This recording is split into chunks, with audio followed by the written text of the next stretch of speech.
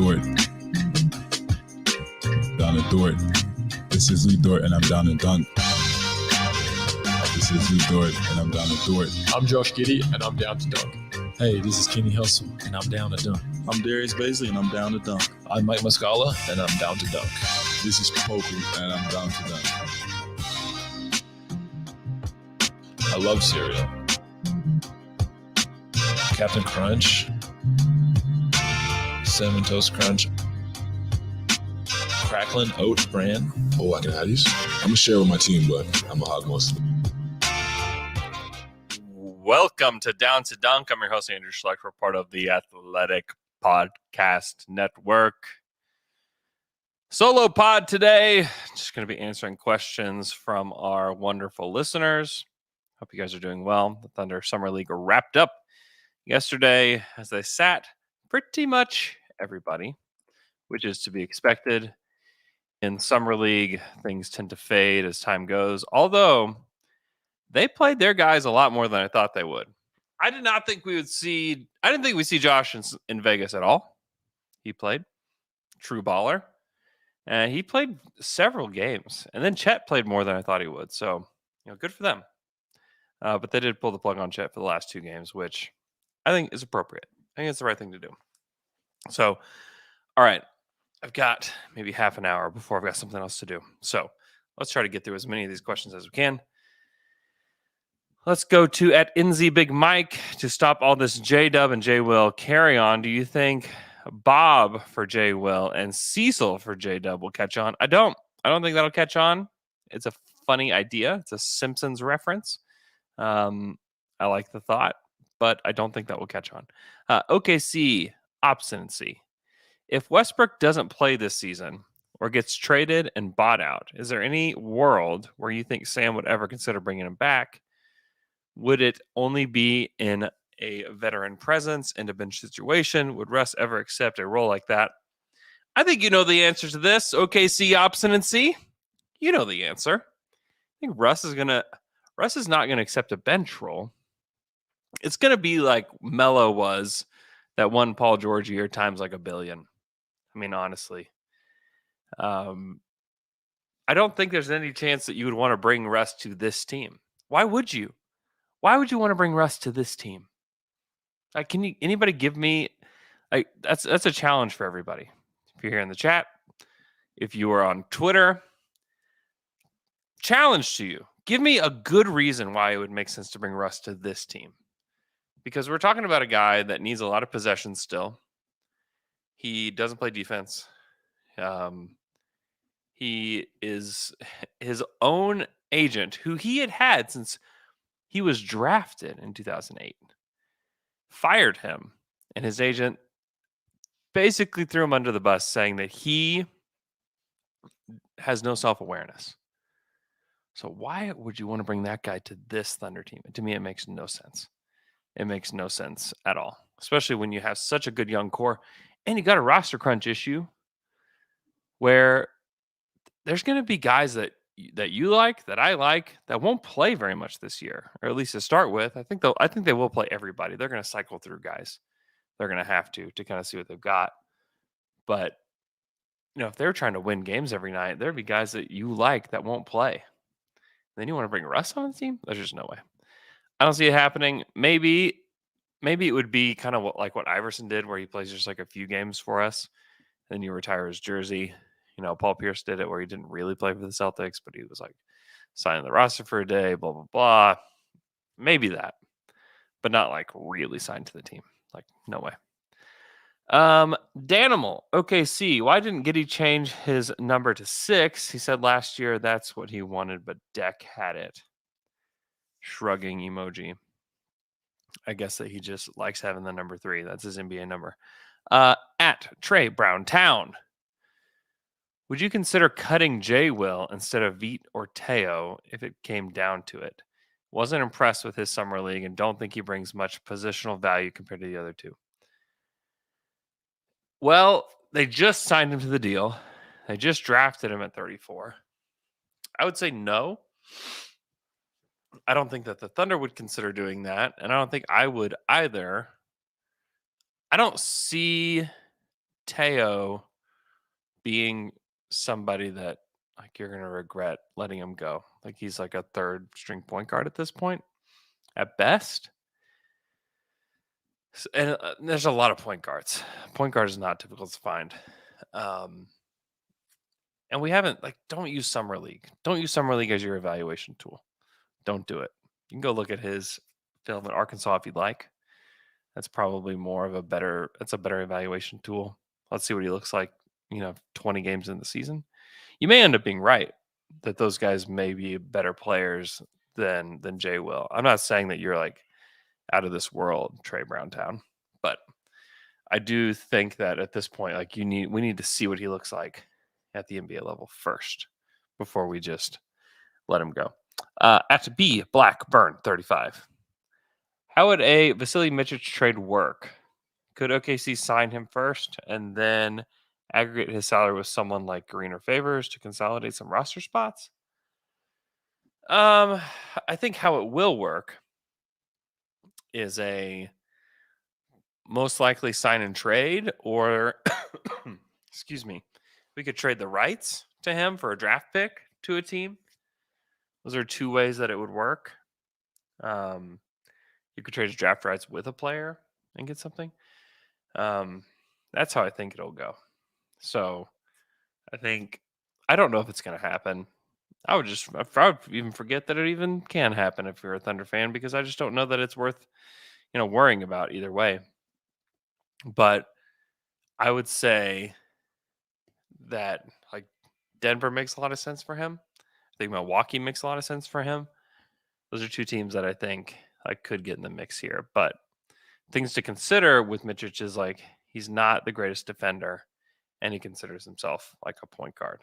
So, Hoopsock69 here in the chat says, "What about the Schroeder rumors?" I've not heard any Schroeder rumors. If you guys could enlighten me on what the Schroeder rumors are, that would be helpful. I don't know what they are. Narrow Expanded wants to know, Giddey played in 54 games in 2022. If I set the games played in 2023 for Chet at 54.5, would you take the over or the under? That's a great question. I think I would take the under on that one. I do think that this season could look a lot like last season. So we don't know. He could miss some time. It's likely that more likely than not that guys will miss time. So I will take the under. At Pepsi United, let's say the deal with the Knicks on. Excuse me, I got something in my throat. Let's say the deal with the Knicks on draft night didn't happen. Who would you think Presti would have taken with the sole 12th pick, Jang or Williams? So if they don't trade for the Knicks pick, they don't have a chance to get Jang. But let's just say they're both available for the sake of the argument. I think they would take Jang. That's what I think. I think Jang, it's easy to look at what J-Will did, or not J-Will, J-Dub. Oh my gosh, help me. Help us, God. Lord, help us with this, please. It's easy to look at what J-Dub did and say, wow, what a great player. And he did. He looked great. I think he's probably going to be the better player. It's more likely that he's the better player because he just has a higher baseline. And it's just easier to bet on those guys. And I think that J-Dub's got some room to grow too. So, but Jang, he's legit 6'11", crazy young, can handle the ball, can defend. I think he'll be able to shoot it. You can't teach those things. And if that guy works out, wow, you've struck gold. If J-Dub works out, that's still a 6'6" kind of versatile player. You can find those kind of guys. Those guys are a little bit easier to find. And they're always kind of on the trade market. How many times was Jay Crowder traded? Not that those are comparable players, but, guys that can fill a spot. If that ends up being what J-Dub is. So, yeah, I think it would be Jang. I don't know that for a fact. I'm just trying to read the tea leaves on what we're trying to get. So that's what I think. Who knows though? Who knows? Hoopsock69 says that somebody reported that he was in early talks with the Thunder to come back didn't make sense to me. I mean, they don't have a roster spot, number one. Number two, why? And this is like back to like the Russell Westbrook. Why would you want to bring that guy? Why would you want to bring that guy back to the Thunder? I know we had good times. We had some good Schroeder moments. But why would you want to bring that guy back now? When it's like, do we have enough? We don't have enough minutes for we don't have enough minutes for Maladone. And we just drafted him not that long ago. Why'd you bring Dennis Schroeder here? Why would Dennis even want to come here? That's a sniff. That doesn't pass the smell test for me. Let's see what else we got. It's that boy, a Parker wants to know. Rank the rookies, second-year guys, and Poku in the order of the most minutes to least minutes. Whew. I should have prepared for this one. Let's see. Okay. Second-year guys and Poku. Giddey at the top. Easy. Chet, number 2. Easy. Then maybe Jeremiah. I think Jeremiah's going to play a ton. I think that guy's good. He played really well in that last Summer League game. Doesn't matter that he did. He could have played horribly. I think he's still going to play a ton. And then I think J-Dub will play a lot for this team. That's 4. If you're counting at home or counting in your car or while you're mowing the yard, whatever you're doing. Let's see. And then, gosh, I just don't. When is Poku going to play? I think he'll play. I just worry a little bit about the minutes there. So then it's just like, kind of like, who cares? Like maybe it's Jang, maybe it's Poku. Jay Will, I think, will get a chance to play, even though like our chat is just like blowing up with hatred toward Jay Will. Cut him. Come on, guys, chill out. Chill out with those takes, guys. Give yourself even a little bit of time to watch them a little bit more. Don't be done so early. Oh, Trey Mann. Thank you. Trey Mann is probably, you guys are helping me out in the chat. You guys are the best. Trey Mann is probably, I think that he and J-Dub will play about the same amount of minutes. Trey's minutes will be largely off the bench as a scorer. J-Dub, I think, will come off the bench too and play. He could be the facilitator of the second unit. He could be, obviously, we saw him play the 4. I think those will be your main guys. And then I think that you will see, guys like Poku get random minutes. I think Usman, depending on how he plays, will get random minutes. Blinks asked about Lindy Waters. Here's the deal with Lindy. I thought he played well. I thought he looked all right. I thought he played his role. He played decent defense. He's shooting the ball. Man, he's a good player. But man, where are the minutes? Even Vit Krejci, who and maybe he'll be on this list, but like he will be sporadic. I don't think he gets consistent minutes. And even Wiggins. Like Wiggins looked good. Wiggins looks really good. But I did this exercise the other day on Twitter. We're just like, okay, like give me your Thunder 9-man rotation. Give it to me. And it is tough. And I'm not out here saying like, oh man, Mark Daigneault's going to run a 9-man rotation all year. He's not. He's probably going to run 12 guys a night. You know, I think Aaron Wiggins deserves a real chance, like a real chance to make it. And maybe I would include him in like the J-Dub, Trey Mann, bucket. If we're doing tiers, like Seth Partnow's tiers, I'd put him in that tier. To me, his shot looked really good. His defense has always been good. And that guy is putting in the work. And I would say the same for Lindy. Lindy's definitely in a different tier, in a different bucket. But Lindy Waters is a guy that even if he doesn't make it with the Thunder, he can make it with somebody. I think he could. I think he definitely could. And plus, I just like the guy. Let's see. Me love Thundamo. It seems to me that most of the roster additions since the rebuild seem to be high floor rather than high ceiling. JRE, Wiggins, J-Dub, J-Will, Man, etc. Do you agree? Do you think any of these players have an unexpected ceiling? Well, you've left out some guys here. Milov Thundamo. You've left out Poku, the highest ceiling player in the history of the NBA. You left out Usman Jang, high ceiling. I think Trey Mann is high ceiling, actually. Like, Trey Mann is not a low ceiling player. I get it with Jerry, Wiggins. I don't know that I agree about J-Dub. I do agree with J-Will that he's a lower ceiling player. Or a lower floor or higher floor player. High floor, low, yeah, whatever. Higher floor player. Yes. I don't agree about Mann. But look at where they drafted those guys. You know? They drafted JRE and J-Will in the second round. They drafted Wiggins in the second round. Like, those are the guys that we're talking about. Then you have, like, Chet, crazy high ceiling. Usman, high ceiling. Poku, high ceiling. One of the things about team development is that you can't develop only high ceiling players all the time. You can't do it.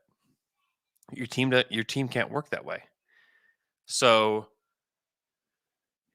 you have to have these guys that can do the little things, like play defense, pass, rebound. You have to have those guys. That's why you draft Jerry. That's why you draft J-Will. That's why you bring in Wiggins. Wiggins drafted in the late second round. When you draft somebody in the late second round, you know what? You don't know. Almost all those guys just don't work out. That's just the way it is.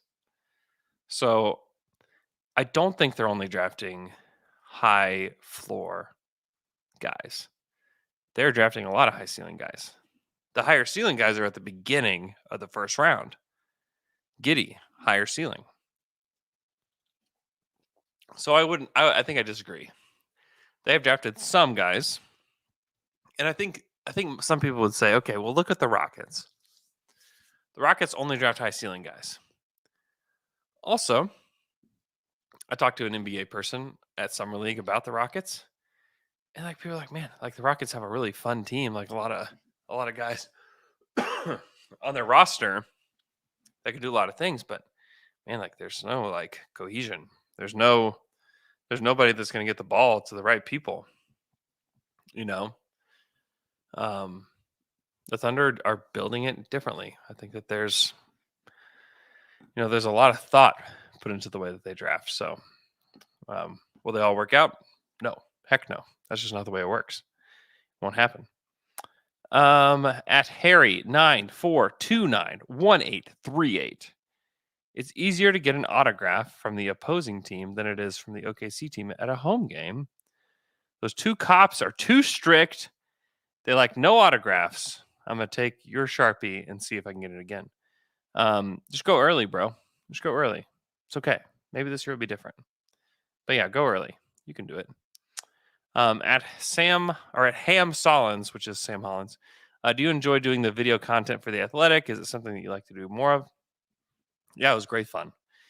If you haven't seen it yet, I put out a video that my guy, Jerome Chang, and I made while we were in Vegas, where I showed people a picture on my phone of Mark Daignault and just asked a very simple question: who is this? And literally nobody knew who it was. And it was hilarious. It was so funny. We're going to take a quick break. Right after that, we're going to get some more Twitter questions.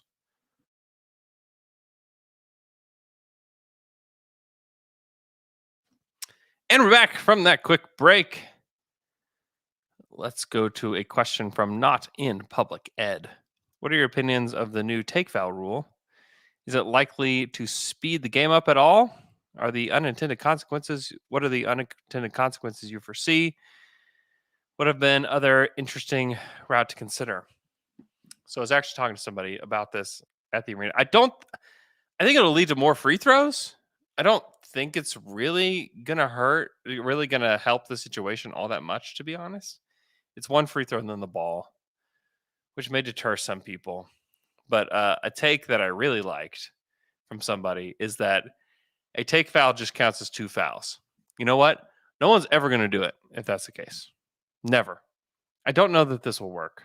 I don't love it.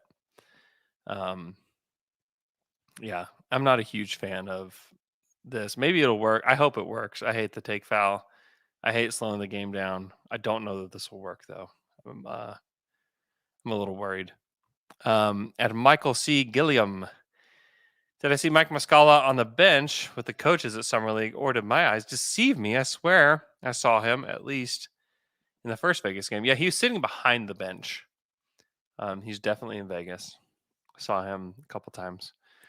But yeah, he was sitting there behind the bench, just as a spectator. He was not like coaching or anything. He's still very much under contract as a player for the Thunder. At C9 Shaq, any news concerning the Paycom Center and the Thunder potentially bouncing out of OKC like Seattle? So we talked about this a little bit on Friday. I do not foresee the Thunder bouncing out of town. I know the mayor has kind of hinted that that could happen. And look, is it possible that it happens like way down the road if we don't get the new arena and we don't really take care of them? Yeah, it's possible. Is it likely? No, it's not likely. Is it more likely that the Thunder stick around and they try to figure something out? Yes. Right now, it's like trying to, the mayor's just trying to get this on everybody's radar. They're like, hey, listen up. Probably going to try to publicly fund this next arena, and we need you guys to be ready. So that's all. I wouldn't stress about it. I wouldn't worry about it. I don't think anything's going to happen, but I do think they're going to get a new arena in the next probably decade. This isn't going to happen soon. This is not something that's going to happen overnight, but it is something that needs to be done. If you want to keep an NBA team, you have to have a good arena. You have to have state-of-the-art stuff. You have to make the NBA feel like it's a worthwhile investment for them to be here. So yeah, this is it. That's the deal. I wouldn't worry about it. I think there will be a new arena built. I wouldn't stress. About it. So I do think that the mayor is, I don't know. I don't love the way that he's positioning it, but I do love that he's being proactive. I'll say that. At Mazid, who will end up with the best 3-point stats this season for the Thunder? That's a good question. I think there's a lot of candidates here. There's a lot of bad candidates here. It could be Kenrich. Kenrich is a guy that I think would thrive with this group. It could be Shea. Shea was awesome 2 seasons prior. Wasn't as good this year, although shot it pretty well in the second half. It could be Wiggins. Wiggins' shot looks pretty good. It could be Jalen Williams, J-Dub. Could be Chet, for all we know.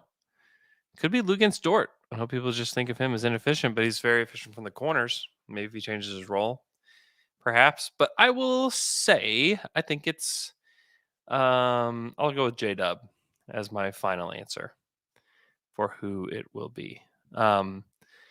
Tulsa Beer Money. Will JRE shoot 40% from 3 this year? Probably not.